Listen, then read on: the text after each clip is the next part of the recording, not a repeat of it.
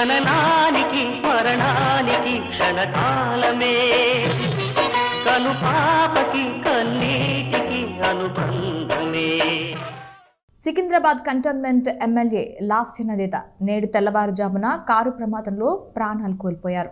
MLA ప్రయాణిస్తున్న car Patancheru ORR వద్ద అదుపు తప్పి రైలింగ్ను ఢీకొట్టింది. ఈ ఘటనలో లాస్యనదేత అక్కడికక్కడే మృతి చెందారు.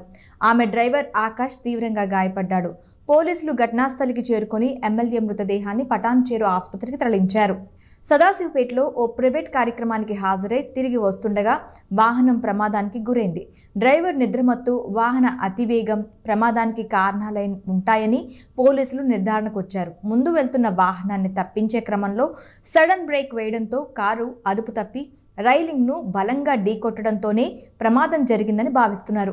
ఆ సమయంలో లాస్య సీట్ బెల్ట్ పెట్టుకోకపోవడం వల్ల అక్కడికక్కడే మృతి చెందారు.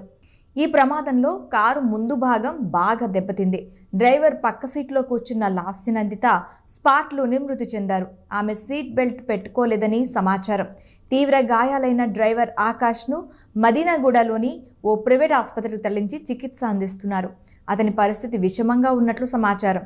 కూతురి మరణ వార్త విని తల్లి స్పృహ తప్పి పడిపోయారు. మృతదేహాన్ని చూసి గుండెలు పగిలేలా రోదించారు. సోదరి నివేదిత రోదన పలువురిని కంటతడి పెట్టించింది. బీఆర్ఎస్ సీనియర్ నేత హరీష్ రావు ఆసుపత్రికి వెళ్లి లాస్య కుటుంబ సభ్యులని ఓదార్చారు. గాంధీ ఆసుపత్రిలో లాస్య మృతదేహానికి పోస్ట్ మార్టం నిర్వహించనున్నారు. అనంతరం కుటుంబ సభ్యులకు మృతదేహం అందజేస్తారు. ఎమ్మెల్యేగా ఎన్నికయ్యాక లాస్యనందిత నెల రోజుల వ్యవధిలోనే 2 ప్రమాదాలు వెంటాడాయి. ఈ నెల 13న కూడా ఆమె కారు ప్రమాదానికి గురైంది. నల్గొండలో కేసీఆర్ నిర్వహించిన బహిరంగ సభకు హాజరైన లాస్యనందిత హైదరాబాద్ తిరిగి వస్తుండగా నర్కెట్పల్లి వద్ద రోడ్డు ప్రమాదానికి గురైంది. ఆమె ప్రయాణిస్తున్న కారు రోడ్డు పక్కన దూసుకెళ్లడంతో ఓ హోంగార్డ్ మృతి చెందాడు. ఈ ప్రమాదంలో లాస్యనందిత స్వల్ప గాయాలతో బయటపడింది. ఈ యాక్సిడెంట్ జరిగి 10 రోజులు గడవక ముందే మరో రోడ్డు ప్రమాదంలో ఆమె మృతి చెందడం విషాదకరం. అంతకుముందు కిందటి ఏడాది డిసెంబర్లో ఓ కార్యక్రమానికి వెళ్లిన ఆమె 3 గంటల పాటు లిఫ్ట్లో ఇరుక్కుపోయారు. సిబ్బంది అతి కష్టం మీద లిఫ్ట్ను బద్దలు కొట్టి ఆమెతో పాటు ఉన్న వాళ్ళను బయటకు తీశారు.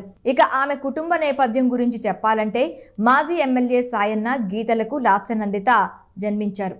ఆమెకు 2 సోదరీమణులు నమ్రత, నివేదిత. 1987లో హైదరాబాద్లో జన్మించిన లాస్యనందిత కంప్యూటర్ సైన్స్లో బీటెక్ పూర్తి చేశారు. 2015లో రాజకీయాల్లోకి వచ్చారు. కంటోన్మెంట్ బోర్డు ఎన్నికల్లో పోటీ చేసి ఓడిపోయారు.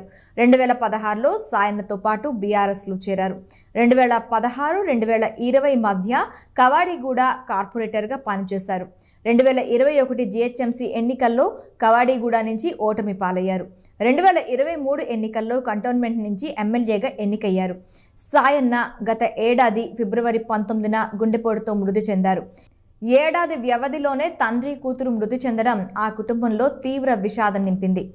లాస్యనందిత మృతిపై మాజీ మంత్రి కేసీఆర్ దిగ్భ్రాంతి వ్యక్తం చేశారు. ఆమె కుటుంబ సభ్యులకు ప్రగాఢ సానుభూతి తెలియజేశారు. అతి పిన్న వయసులో ఎమ్మెల్యేగా ప్రజా మన్ననలు పొందారని, రోడ్డు ప్రమాదంలో అకాల మరణం ఎంతో బాధాకరమని పేర్కొన్నారు. ఆమె కుటుంబానికి అన్ని విధాలుగా అండగా ఉంటామని చెప్పారాయన. బీఆర్ఎస్ నేతలు తలసాని, హరీష్ రావు, కేటీఆర్, మల్లారెడ్డి తదితరులు లాస్య మృతిపై విచారం వ్యక్తం చేశారు. నందిత అకాల మరణం తీవ్ర దిగ్భ్రాంతికి గురిచేస్తుందని సీఎం రేవంత్ రెడ్డి అన్నారు. ఆమె కుటుంబ సభ్యులకు ప్రగాఢ సానుభూతి తెలియజేశారు.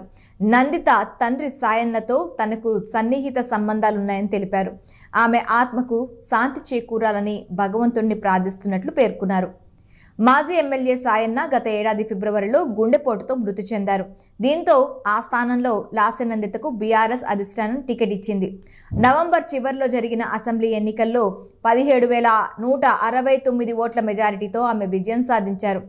రాజకీయంగా ఎంతో భవిష్యత్తు ఉందని భావిస్తున్న తరుణంలో అది చిన్న వయసులో లాస్య ఇలా దుర్మరణం చెందడం పట్ల పలువురు నేతలు తీవ్ర విచారం వ్యక్తం చేస్తున్నారు. ప్రజాప్రతినిధుల హోదాలోనే ఈ తండ్రి కూతుళ్ళిద్దరూ మృతి చెందడంతో పలువురు దిగ్భ్రాంతి వ్యక్తం చేస్తున్నారు. జననానికి మరణానికి క్షణకాలమే కను పాపకి కన్నీటికి అనుబంధమే.